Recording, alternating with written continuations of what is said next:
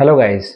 आज हम electronic industry space की एक कंपनी है जिसका नाम है सेलेकॉर गैजेट्स। ये स्मॉल कैप कंपनी है। अराउंड 1500 करोड़ के आसपास इसका मार्केट कैप है। उसके बारे में हम डिटेल में समझेंगे, देखेंगे इसका बिजनेस मॉडल क्या, ग्रोथ आउटलुक है और क्या वैल्यूएशन है अभी कंपनी की। तो फ्रेंड्स, वीडियो स्टार्ट करने से पहले मैं फिर से आपको बताना चाहूँगा कि this is not an investment advice और इसे बाय या सेल रिकमेंडेशन की तरह ना ले। तो आइए देखते हैं फ्रेंड्स सेलेकॉर गैजेट्स के बारे में। सबसे पहले हम आज देखेंगे सेलेकॉर गैजेट्स का बिजनेस मॉडल कि कंपनी करती क्या है, कहाँ से स्टार्ट हुई। तो बेसिकली मैंने बताया जैसे इलेक्ट्रॉनिक स्पेस से कंपनी है। तो कंपनी का बिजनेस मॉडल कुछ ऐसा है कि ये इलेक्ट्रॉनिक्स गैजेट्स हैं, जैसे मोबाइल फोन्स हैं, एसेसरीज हैं, टीवीज हैं और अदर गैजेट्स हो गए जैसे स्मार्ट वॉच और एक्सेट्रा। और अभी अभी इन्होंने अपना प्रोडक्ट मिक्स भी काफ़ी चेंज किया है, हाई वैल्यू एडिशन की तरफ ये जा रहे हैं, जैसे कि एसीज और वॉशिंग मशीन और घर में कुछ जो गीज़र हो गया।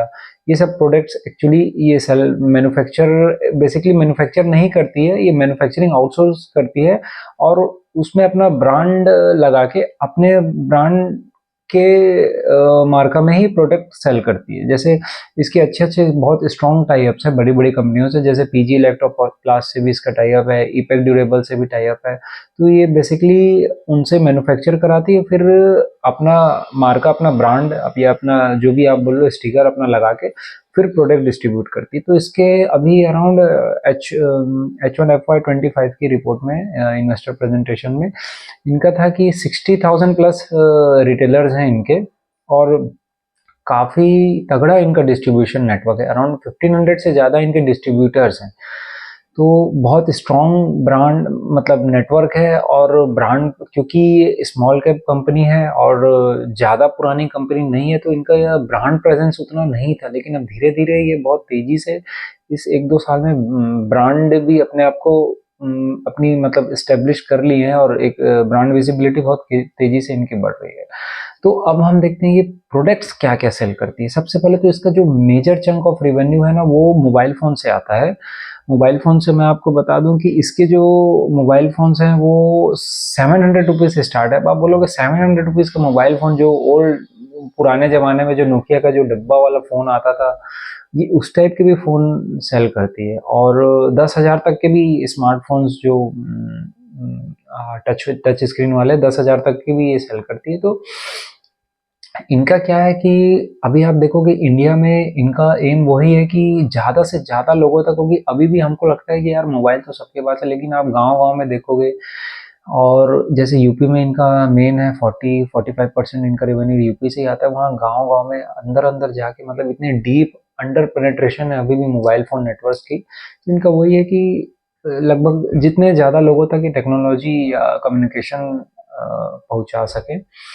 और अब पहला 3 टाइप ऑफ प्रोडक्ट कैटेगरी है। पहला तो मैंने आपको बता दिया मोबाइल फ़ोन्स, एक्सेसरीज़, उसमें वो सब हो गए जैसे ब्लूटूथ हो गए, केबल्स हो गए, चार्जर्स और एक्सेट्रा जो भी मोबाइल जैसे कवर-ववर और हेडफ़ोन्स, ईयरफ़ोन्स वगैरह भी, नेकबैंड वगैरह भी इनका उसी में एक्सेसरीज़ में ही आ जाते हैं।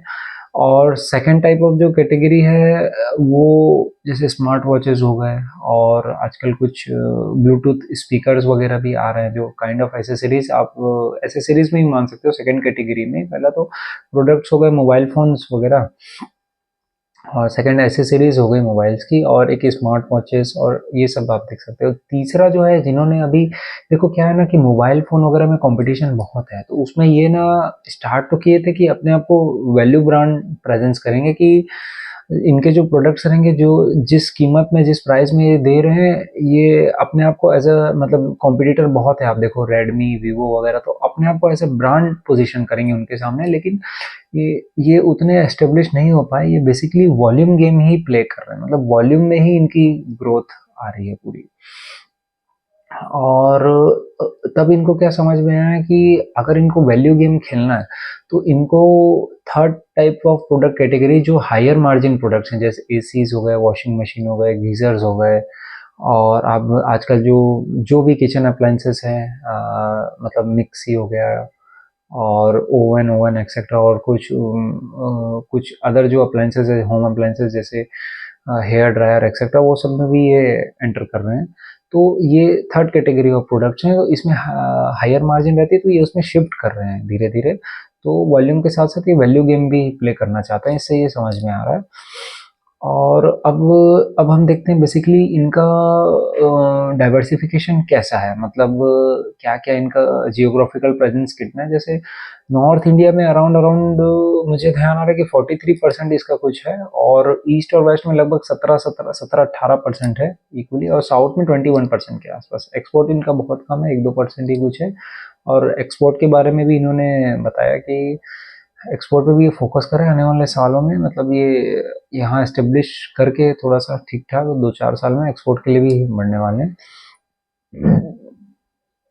और जो इनका जो रेवेन्यू है, तीन डिस्ट्रीब्यूशन चैनल से आता है। एक तो रिटेल आउटलेट जो मैंने आपको बताया, 60,000 ज़्यादा रिटेलर्स हैं इनके। और सेकंड है इनका आप ई कॉमर्स से भी, फ्लिपकार्ट, एजियो वगैरह में भी इनका टाई अप है।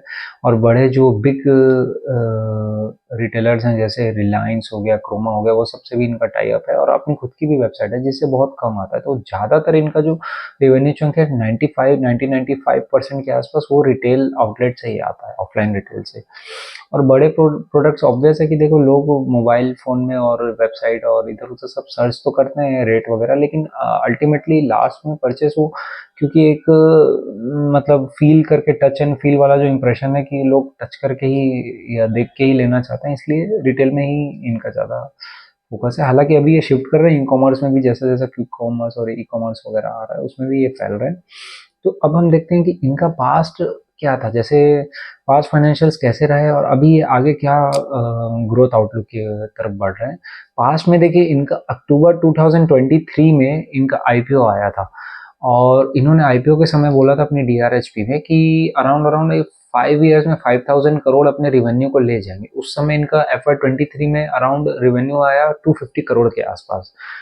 और इनकी जैसी गाइडेंस रही तो आप देखो कि FY24 में इनका 500 करोड़ के आसपास। तो बहुत अच्छी मैनेजमेंट है, रवि अग्रवाल जी इनके फाउंडर हैं। मतलब अच्छी इन द सेंस ऐसा है कि जो देखिए, जो गाइड कर रहा है, गाइडेंस दे रहा है, और वॉकिंग द टॉक वाली जो फील आ रही है, वो इनको देख के यही समझ में आता है कि ये अपने टारगेट को तो एटलीस्ट बीट कर रहे हैं, मतलब वो जो बोल रहे हैं उतना अचीव तो कर रहे हैं। उसके बाद इन्होंने लास्ट FY24 में इनका था कि ये 1,000 करोड़ का रेवेन्यू को बहुत जल्दी टच कर लेंगे। और H1 FY25 में इन्होंने 426 करोड़ का रेवेन्यू अचीव कर लिया है। और H1 हमेशा वीक ही होता है H2 से, ये सब में आप देखोगे तो। और Q4 तो बहुत हैवी रहता है, क्योंकि एसी और वॉशिंग, मतलब काफ़ी सारे कंज्यूमर ड्यूरेबल्स बिकते हैं। तो उसके हिसाब से देखेंगे तो ये इजीली 1,000 करोड़ के आसपास कर लेना चाहिए। और इनका जो H1 का डाटा रहा, मतलब जैसे कंपनी ने आईपीओ के समय ही मैंने बताया, मैनेजमेंट का था कि 5 साल में 5,000 करोड़ करेंगे। तो H1 का डाटा हम कंपेयर करें FY25 से FY24 को, तो 103% की सेल्स ग्रोथ आई, और अराउंड अराउंड 108% की पेड ग्रोथ आई। तो आप देख ही सकते हो कि मतलब कितनी रोबस्ट ग्रोथ है, वॉल्यूम ग्रोथ, और पूरा वॉल्यूम प्ले ही है। मतलब ये चैनल्स बढ़ा रहे हैं, डिस्ट्रीब्यूशन नेटवर्क एक्सेट्रा, ये वो। और ग्रोथ ग्रोथ आउटलुक को देखा जाए तो अब थोड़ा सा ग्रोथ के बारे में हम डिस्कस करते हैं। जैसे रिटेलर्स अपने लास्ट ईयर, इनके मार्च 2024 तक भी इनके 50,000 प्लस रिटेलर्स थे, और कुछ 1,200 प्लस डिस्ट्रीब्यूटर थे। लेकिन अब इनके 60,000 प्लस रिटेलर्स हो गए, 1,500 प्लस अराउंड डिस्ट्रीब्यूशन डिस्ट्रीब्यूटर्स हो गए हैं। तो आप देख सकते हो कंपनी बहुत स्ट्रेटेजिक बढ़ रही है। और हाँ, एडवर्टीजमेंट और ब्रांड में भी इनका काफ़ी फोकस है। जैसे मैं आपको बताया, अभी इस ईयर ही इन्होंने 2 ब्रांड एम्बेसडर, जैसे वरुण धवन को, और वो एक एक्ट्रेस है तमन्ना भाटिया करके, उनको दोनों को ज्वाइन किया है। तो काफ़ी ब्रांड विजिबिलिटी भी अपनी बढ़ा रहे हैं, एडवर्टीजमेंट में भी खर्चा कर रहे हैं। और इनके जो स्ट्रेटेजिक टाई अप हैं, जैसे कुछ रिटेलर्स हैं बड़े बड़े, आप साउथ वगैरह में प्रेजेंट है संगीता रिटेलर, जो हर टाइप की, मतलब वॉल्यूम गेम, मतलब जैसे हर एसी, हर मोबाइल फ़ोन, ये वो सब इलेक्ट्रॉनिक अप्लायंसेस, जैसे रिलायंस वगैरह होती है, वैसे ये छोटी स्टोर्स हैं, ओशिया हो गया, रामदेव हो गया, संगीता हो गया, उनसे भी इनका स्ट्रेटेजिक टाई अप हुआ है, उसमें भी अपनी ये प्रोडक्ट्स सेल कर रहे हैं। और बड़े जो मैंने बताया कि लार्ज रिटेलर्स हो गए जैसे रिलायंस हो गया, क्रोमा हो गया, उनसे भी इन्होंने टाई अप कर लिया है। और दूसरा और तो और इनका आप देखो कि ई कॉमर्स में भी बहुत तेजी से इनका बढ़ रही है। तो ना ही जो retail B to C e commerce है, जैसे आप फ्लिपकार्ट हो गया और एक्सेट्रा जो भी आप बोलो, क्रोमा या एजियो वगैरह टाटा का जो है, ये B to B IndiaMART वगैरह में भी तेजी से बढ़ रहा है। और इनका ये भी था मैनेजमेंट का कि फाइनेंशियल भी ये स्ट्रेटेजिकली बहुत टाई अप कर रहे हैं, जैसे कि फाइनेंशियल टाई अप वालों बजाज हो गया और कोटक, हर एक इंस्टीट्यूशन से मतलब इनको इजीली इनका ना, जैसे हर कोई जाता है आजकल, कोई बिना ईएमआई के कोई भी परचेस नहीं कर रहा है, एक ट्रेंड सा आ गया है, आप खुद देखोगे अपने आसपास, बिना ईएमआई की कोई भी परचेस नहीं कर रहा है कोई भी प्रोडक्ट्स को। तो हर इंस्टीट्यूशन से, कोटक हो गया, चाहे कोई भी एक्सिस बैंक या एचडीएफसी क्रेडिट कार्ड, ये वो सबसे इनका टाई अप चल रहा है बहुत तेजी से। तो आप देख लो कि वॉकिंग द टॉक भी है, मैनेजमेंट अपने टारगेट भी अचीव कर रही है, और स्ट्रेटेजिकली हर जगह से, मतलब रिटेल हो गया, ई कॉमर्स हो गया, और डी टू सी आप बोल लो, पेमेंट बैंक कंपनियों से भी इनका काफ़ी टाई अप चल रहा है, और बड़े बड़े वेयर हाउसेस भी ये ओपन करते जा रहे हैं ताकि इनका डिस्ट्रीब्यूशन नेटवर्क स्ट्रांग हो जाए, बहुत तेज़ी से अपने प्रोडक्ट डिलीवर कर पाएँ। जैसे डिस्ट्रीब्यूशन और सप्लाई चेन में भी काफ़ी फोकस है इनका। और अब हम थोड़ा सा देखते हैं इसके वैल्यूएशंस के ऊपर। देखो, स्मॉल स्मॉल कैप कंपनी है, डेट टू इक्विटी इसका 0.7 के आसपास है, डेट इनके है बैलेंस शीट में, लेकिन इक्विटी से कमी है 0.7। तो इनको तेज़ी से ग्रो करना है, इसीलिए ये थोड़ी सी बोरिंग्स भी हैं इनकी।